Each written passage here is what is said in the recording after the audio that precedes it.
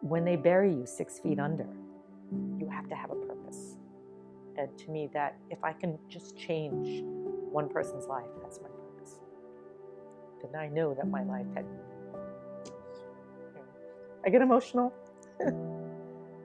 So yeah, these hard questions that are making me cry. I feel like I'm on Oprah.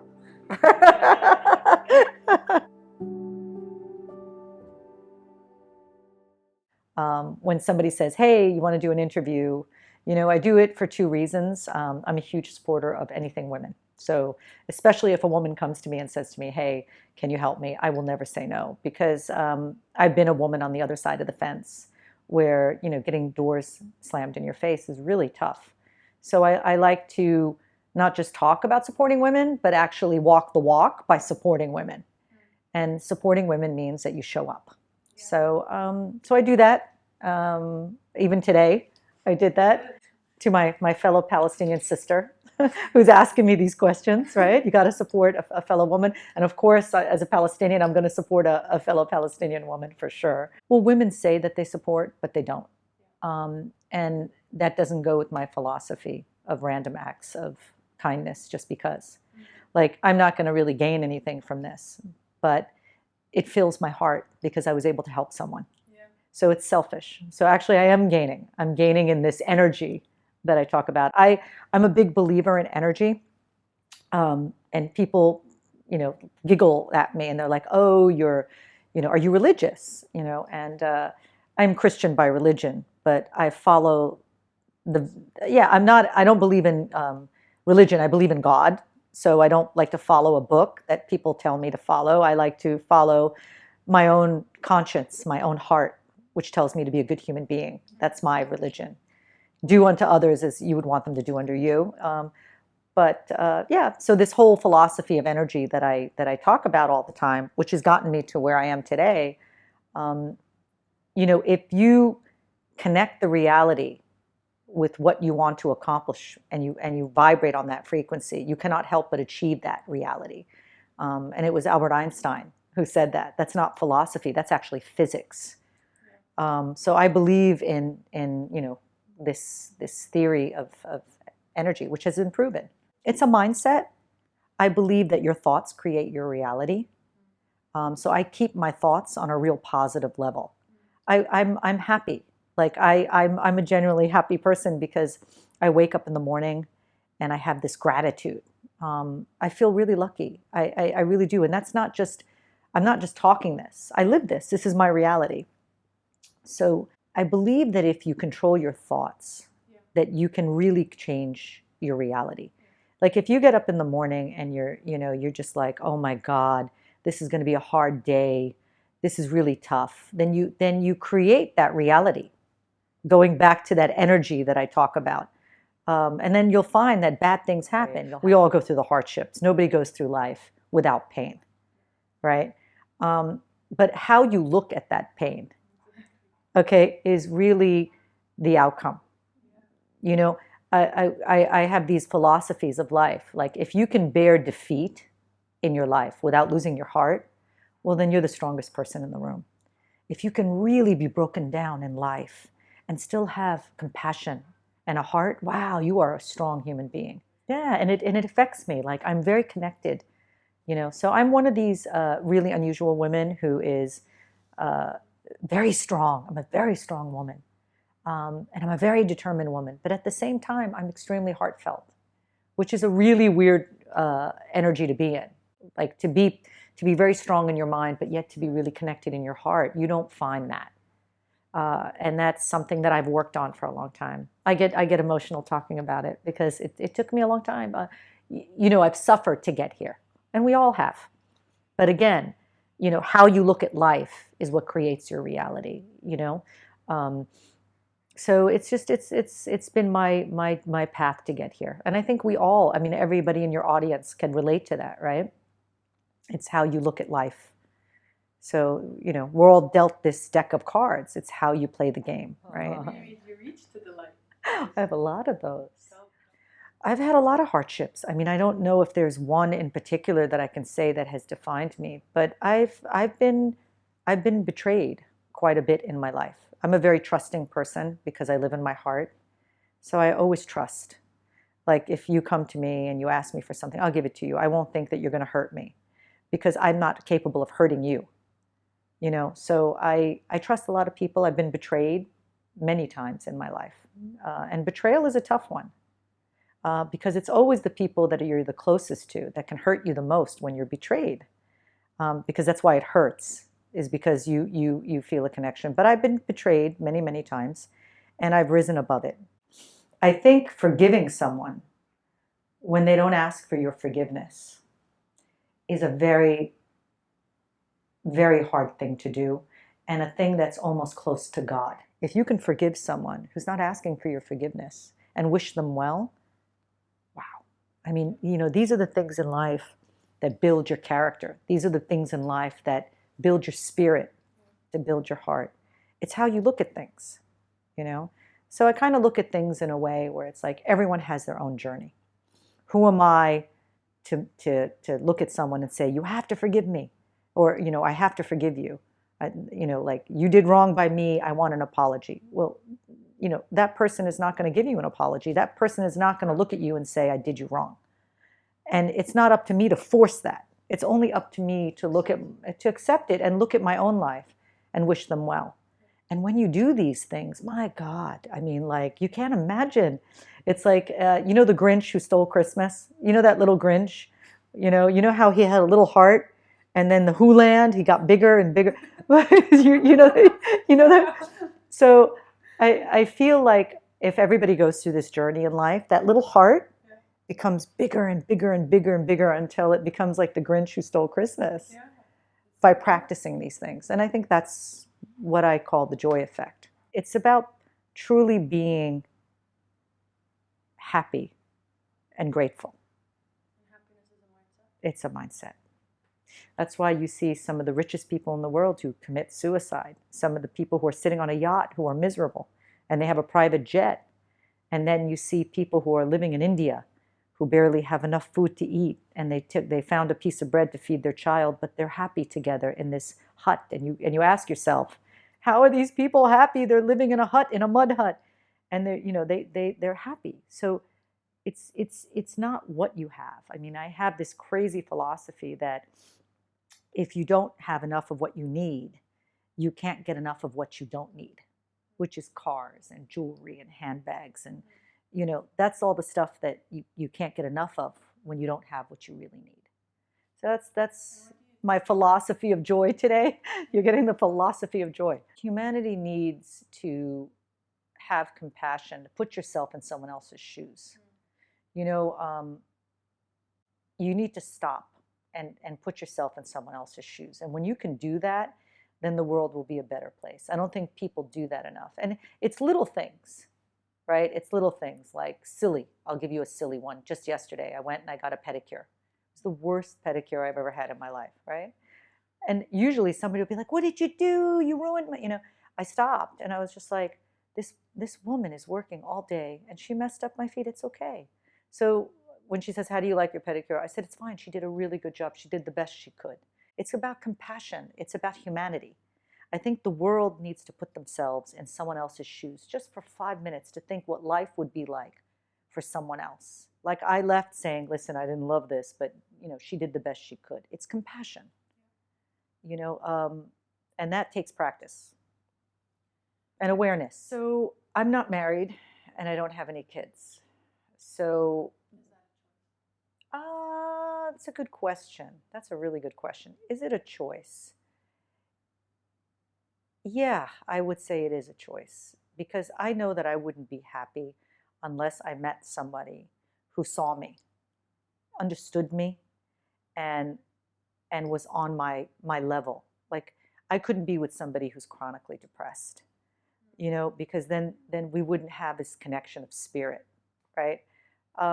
So it is by choice. I have yet to find somebody who is as evolved emotionally, spiritually as I am. I need that connection. Many people are in marriages and relationships where they're sleeping next to somebody with no connection. I couldn't lie in a bed next to a soul that didn't connect with my soul. That to me is not the journey that would make me happy. And I think many people are living that.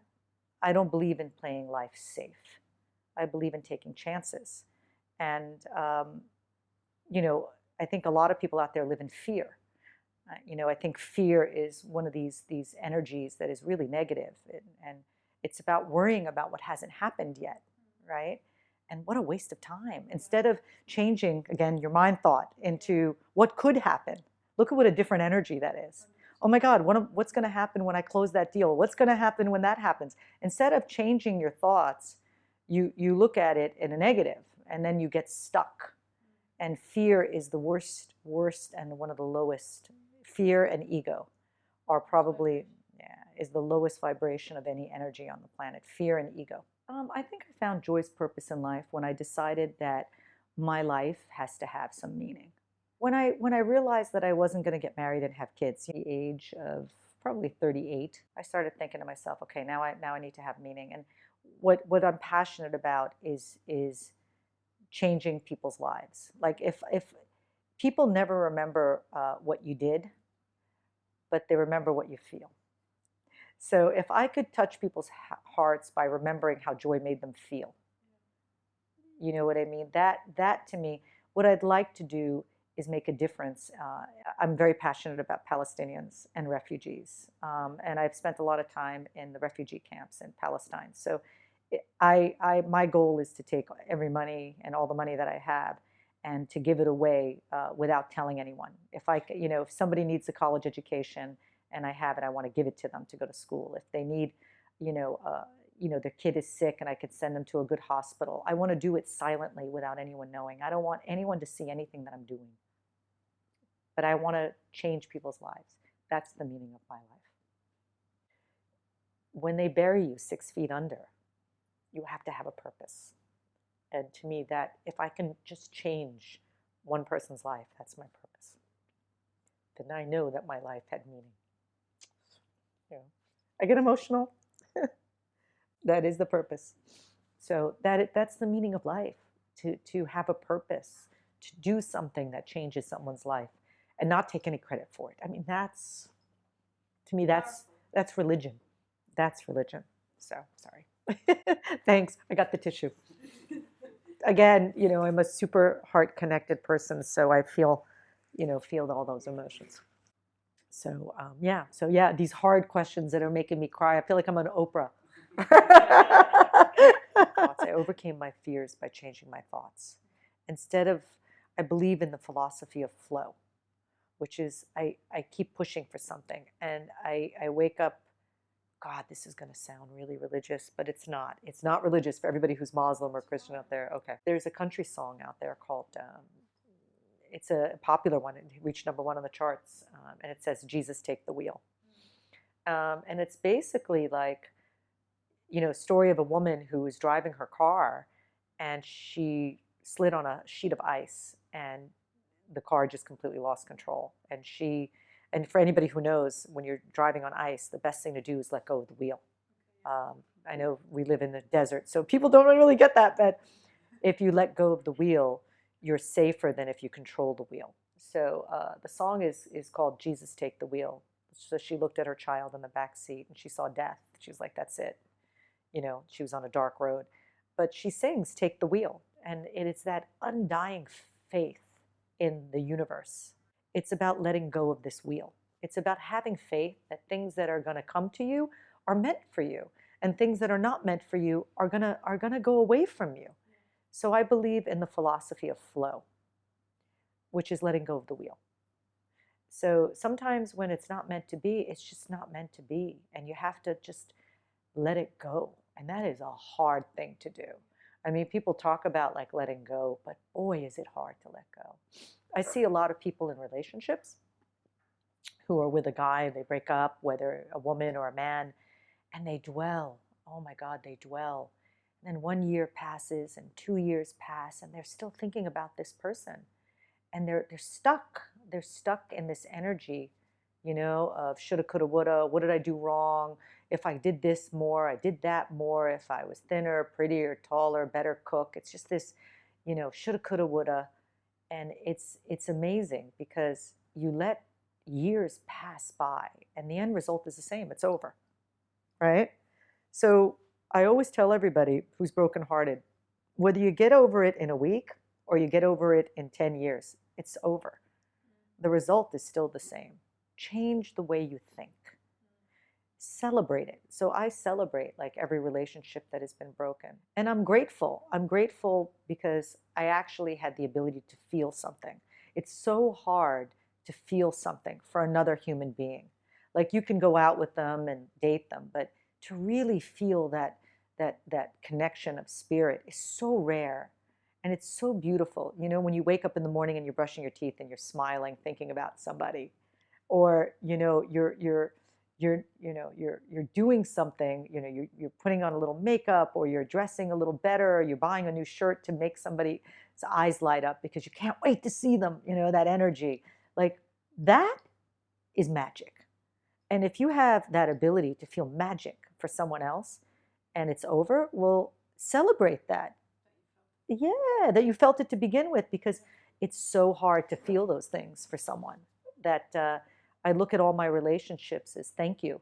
Thank you for the fact that I felt, and thank you that it's moved on, because everybody brings something to your life. So I've loved a lot of different people, but for very different reasons. My insecurities is that I'm getting older and that time is running out to I wish I knew now what I knew. I wish I had this realization at the age of 25, because I wish that all those years, my fears is that I did this too late. I wish I had more time. I wish it was earlier. So my fears is, will I run out of time before I'm able to accomplish what I want to do? Illness, health, age, opportunity, all those, all the above. Failure, in the Middle East, it's funny. In Silicon Valley, where I come from, failure is considered a good thing because you learn something. Where in the Middle East, it's a shameful thing, you know? So it's very interesting. But I'm not afraid of failure. I actually embrace it. But am I afraid to fail? No. Have I failed? Oh, big time. Oh my God. Oh my God. So many things. I've failed at so many things. I've done so many things wrong at Fetcher and my last company. I mean, I wish I could go back, Jack, and do it all over, because there's a million things I would have done different. But I had failures that I did at Fetcher, absolutely. Things that I wish I didn't do or could do over, absolutely. I was in Silicon Valley, and a bunch of startups came in from the Middle East, and they said, "Hey, Joy, do you want to go?" And you know my theory of saying yes. So I said, "Yeah, I'll show up." So I showed up to be a mentor and a judge, and there were a bunch of startups there from the Middle East. And I was like, "Oh my God, this is ridiculous. This is ridiculous." And then I saw my partner there, Idris, and he was on stage talking about solving the problem of no deliveries and no addresses in emerging markets. So I went up to him and I said, "Hey, I love this idea." And we got to talking, and we partnered together, and we raised $11 million in Series A, and then another 42 million in B. I mean, we raised over $100 million together. And I showed up. You see, when you show up, 98% of making things happen in life is just show up. That was how I got to the Middle East. I had no intention of leaving Northern California. I was in California, and I was very happy. And look, I came here with 2 suitcases.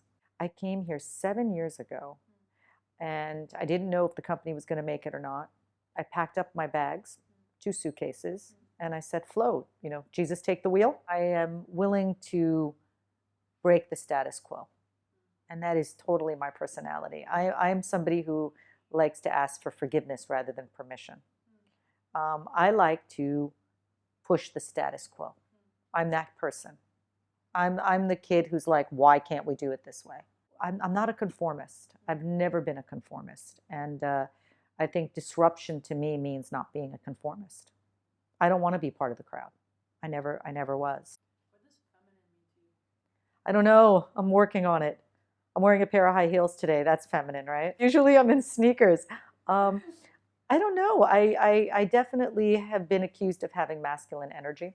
So feminine is a tough thing for me to answer. This is a tough one for me to answer because I'm not really sure what feminine means. I think it's like being girly. What does that mean? Right? Being feminine. What does that really mean?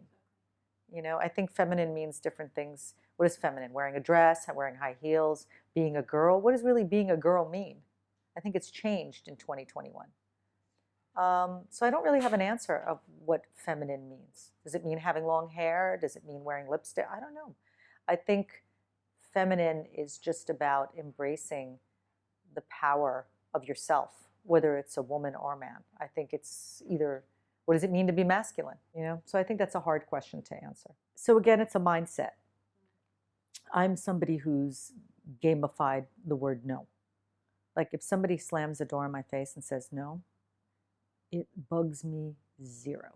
And I really mean that. I could care less if you reject me, man, woman, business, because I have a real sense of self, right? For me, when I hear a no, I gamify it. I'll be like, okay, I'll see you tomorrow.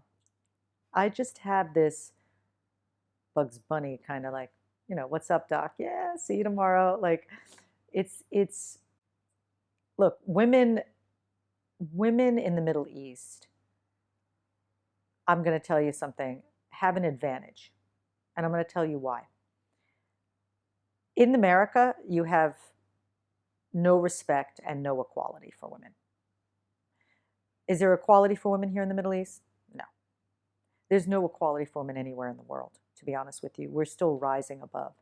I mean, for God's sakes, Goldman Sachs just came out with an article just recently that said that they won't take any company public without at least having 1 to 2 women board of directors, right? This just came up, like literally recently. I mean, really? In 2021, we're just talking about having women on boards. I mean, the diversification for women is very tough. And I think as a woman, it is tough. There's no equality here or in the States. But I think here in the Middle East, there's a respect for women, right? There's a reverence. I think Islam has a respect for women, where if you come in, there's a reverence. A man is going to keep a certain amount of respect because he looks at you as a mother, as a sister. So there's that embedded, and I think it is religious actually, that embedded respect that will get you through the door. Will it get you the deal? No. You still have to prove yourself as a woman. So what I have done is I have presented myself as a force to be reckoned with. I'm a force of nature and I'm a force to be reckoned with. I come in and I conduct myself very seriously. And I'm not in there, with, clothing with glitter. I conduct myself as a very serious woman. I present myself that way. So, but that's how I see myself, right? I think whether we like it or not in this day and age, people are judged by their appearance. They're judged by their appearance. And I think that you need to go in there and present yourself as a business person. That means, don't go in there with, eyelashes, to the ceiling and, inflated lips. I'm sorry, that brings you across as a beauty queen. That doesn't bring you across as a businesswoman. So I think it's very important that you walk in there and present yourself as a serious, intelligent person. So there's biases that happen, men and women, right? So if you're going to sit there and tell me that the world is not biased, then you're living in a non-reality. We're all biased somehow. So take away that bias. Present yourself correctly. Oh God, every day. Every day. So I'm a big believer in the double bind, which is something I speak about all the time. I spoke about it in London at the Business of Fashion Awards. It's if you're a woman and you're sitting in a room and you're quiet and you're reserved, you're liked. Okay, but you're not heard. And if you speak out and you have an opinion, then all of a sudden, the opinion of you is, wow, she's aggressive, she's abrasive, or my favorite, she's emotional. I love that one. Emotional was my favorite one. as if having emotions is a negative thing. If anything, the world needs more emotions. If anything, we need more emotions. What's wrong with being emotional? You got two choices as a woman. You're either liked or you're heard. And I can guarantee you, if you're heard, you're not liked. Because having an opinion, you're going to be labeled all these things: aggressive, abrasive, troublemaker, hormonal. I love that one. That one triggers me. Hormonal, uh, you know, where men are called powerful and visionaries and wow, thought leaders, but women are emotional. So, for me, I tell women all the time, take up space. Be in the room, take up all the space. Make yourself known, be heard. You know, I think Steve Jobs said, if I wanted to be liked, I would sell ice cream. If I wanted everyone to like me, I would sell ice cream. Like, I love that because it's true. Listen, not everyone's going to love you, and you have to be okay with that. Not everyone loves me. That's okay. That's okay. I don't really care if you don't love me. I care about one thing. Did I do my job and did I do it really well? That's all I care about. Because if you're looking for a popularity contest, then, go sell ice cream if you want everyone to love you. My vision today is to create a venture capital fund and to invest in the next generation of startups. And definitely, I have my heart beating for women startups for sure. I give them an opportunity to be heard. Does that mean I invest in them? No, because I do believe in equality. And when you say equality, then equality means judging everybody equal, man or woman. So I walk the walk of equality, and the walk of equality is I'm not going to put a woman above a man. If you have something great, come forward. But at the same time, I will definitely give a woman an opportunity to be heard. I'm seeking to be a woman who creates a $1 billion VC fund. A what? $1 billion VC fund. Okay, not a million. No, $1 billion. Yeah. Why a billion? Because that is the way the world is, the unicorns of the world. You know what a unicorn is, right? The unicorns are magical figures that don't exist because very few women have created $1 billion valuations in their life. So for me, that's been my dream, to create a $1 billion outcome somewhere. Yeah. Yeah. Not for the money, but for the goal. Being of Middle Eastern descent, everybody thinks that your idea of success is getting married to a rich husband and having kids. And I say to all the women out there that if you rely on your happiness on someone else, then you're going to spend the rest of your life being miserable, because you cannot do that. You have to have something for yourself. In this day and age, everybody's divorced, okay? And it's getting worse. And when you get divorced, unfortunately, you wind up with nothing as a woman. Because the way that things work out, you wind up walking away with nothing, and sometimes not even your dignity.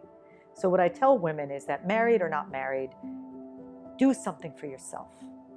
Even if you earn $100 or you earn $100 million, set goals for yourself and then accomplish these goals, because that is where you get your self-esteem. That's where you get your dignity. That's where you get your feeling of happiness, is that you feel good about yourself when you accomplish a goal. And you don't have to build a $1 billion company. Whatever that goal is, have something for you that's for yourself, that nobody can take away from you. Because children grow up and marriages fall apart. And don't lose your identity. Don't lose yourself. Always hold on to you, whoever that you is. And if you're working and you went to school and you got a degree, well, then use that degree. Don't let go of that. You worked hard for that 4-year degree. Keep your job as an architect or whatever it is. Paycheck and making money is dignity. It really is. And it's not about acquiring wealth.